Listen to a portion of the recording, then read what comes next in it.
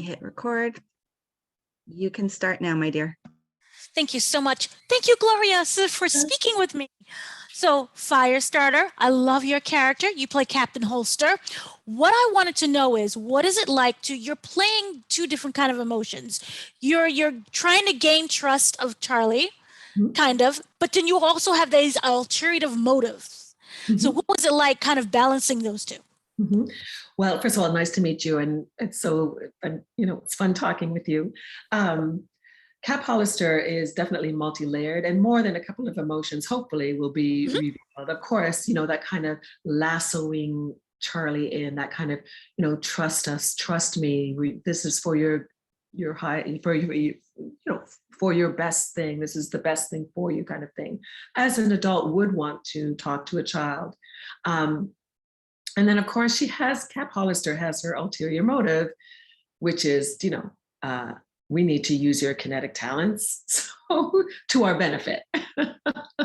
So it's great fun. It was great fun to play, those very different extremes at the same time. And also, as I think about it, and hopefully this will be, the viewers will appreciate this and it will reach them as well. There was kind of this, I remember on the day when we were filming, there's kind of this awe too. I mean, imagine if you were to meet someone who could actually set something on fire. I mean, it's kind of amazing.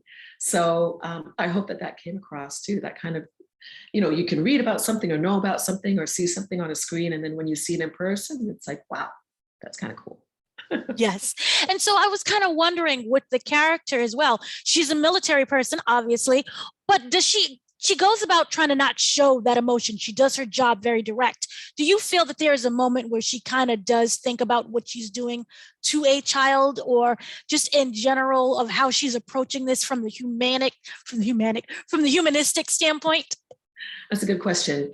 I think that I've never been in the military. I don't know anyone closely who has been, but I do think that a certain thing might take over when it comes to just doing your job. But when it comes to something like this, I mean, there's a reason why she was put in that position, right? Needless to say, not just because she can do her job, but because she is able to compartmentalize, right? This is what we need to have happen for the betterment of the country. So it's kind of like, fine, I'll do what I need to do to make that happen.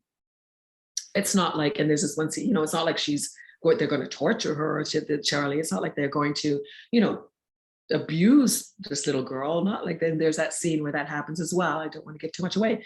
But she just needs to be there. I mean, it makes common sense too.